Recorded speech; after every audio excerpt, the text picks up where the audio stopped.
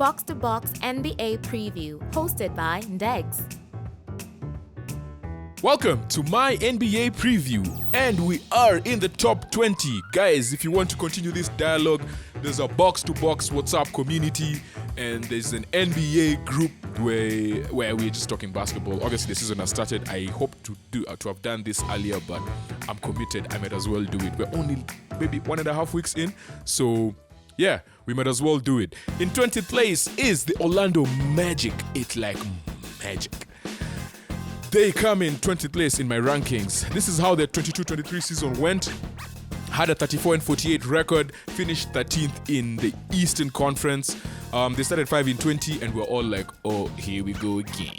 Like, this team is just going to suck. But they actually did well to manage 34 wins in the season.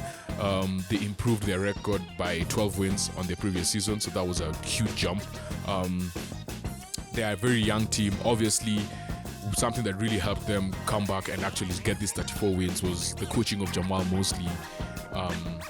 There's a lot to criticize him about, but there's a lot he did well as well. He fostered an environment that actually helped the young kids grow, In terms of criticism, his rotation was a bit off.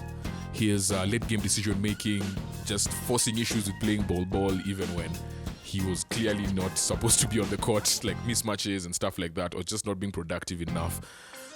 But all in all, I feel like he's still the right man for the job. He can still take this team forward.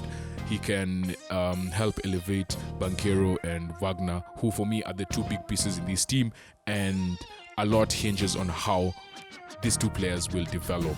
Markelle Fultz also ended up being one of the most clutch players in the league in the 22-23 season. By the numbers, by clutch I mean the last 5 minutes of the game. Like, that's how the stats are measured, yeah. Then the Magic were really, really good at Amway Center, in their home stadium, home arena, home court. Like, they were very good on their home floor. The two things that they really needed to improve on are three-point shooting, and definitely their defense. Those two really held them back. And to improve on those two, they did a few moves here and there to kind of show up that part of their game. Segue into their roster moves. They acquired Joe Ingles. They also drafted two players who I'm going to talk about shortly, in Anthony Black and Jet Howard. And Mo Wagner was extended to a 2-year, $16 million contract. Mo Wagner is the brother to Franz. Franz is the one that starts, Mo is the one that's on the bench. Just remember that. And Mo is the older one, Franz is the younger one. They also lost Bol and MC Dub. For those of you that remember MC Dub, Michael Carter Williams, when he came onto the league, drafted by the 76ers, first game had a triple-double, and we're all like, yo, the future of the league. I don't think he's ever done anything since. Or he probably won Rookie of the Year that year, if I'm not wrong. But that was about it. Like, it was, he's just been bouncing around the league. Draft picks, I mentioned them earlier. Anthony Black was picked at the number 6 pick. As I said earlier, the Magic had two places that they really needed to work on: their three-point shooting and their defense. Anthony Black is a playmaker, someone who was considered the best playmaker in this draft class. 6'7", guard, pretty big. That also kind of helps them with their defense around at the backcourt. He would fit right next to Wagner and Banchero just because of his abilities. His skill set actually complements theirs, right? And vice versa. Then in the 11th pick, the Magic selected Jet Howard. Big wing, a wing with size who can shoot was also something, one of the things that they actually needed in this team. So in the draft, they tried to address two big things. He's not the best defensive player, so the defense is still an aspect that we are yet to see with how this team will play. But at least they've tried to address their offense, right? Expiring contracts, Markelle Fultz, $17 million contract expiring this year.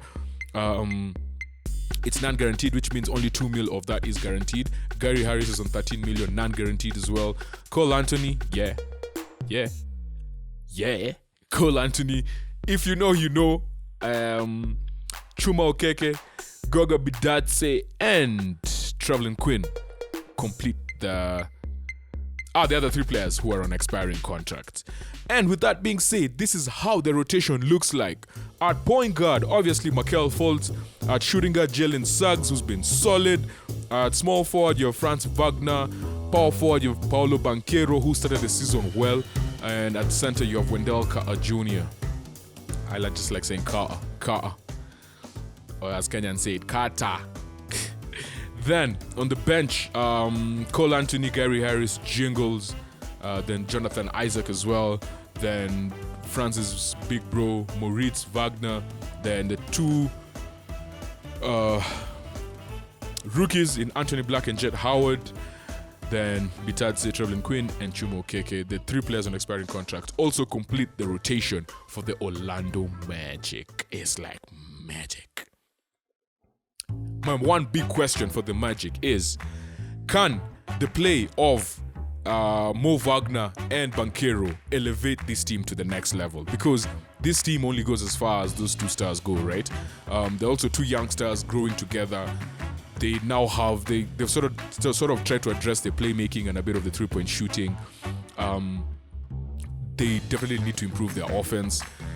The advantage of being in the East is that they really don't have to clamp down on that defense to actually make like the play-in, because the East is not as stacked as the West, right? Like, the one thing they have is size, and they will cause teams a lot of problems with Banchero and Wagner, two good players who are big as well and play in the front court, right? So my big question for this team is, can the play of Banchero and Wagner elevate this team to a level where they can at least be knocking on the door like a playing tournament, right? So yeah, and that leads me to my 24-second prediction.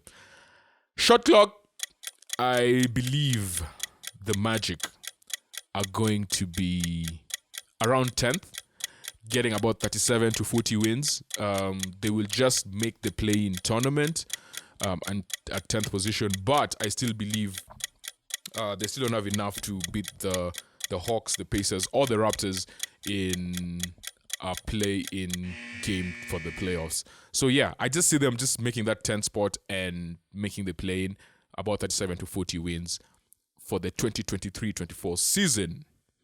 And with that, we are done with the Orlando Magic, and that's the first team in our top 20. Next up is another team from the East. Tune in to find out who it is. Just remember that they're fly. Okay, I'm being stupid. See ya. Ready for the ultimate slam dunk of content? Don't miss out on any of our NBA previews. Hit subscribe and be the MVP of your basketball knowledge game.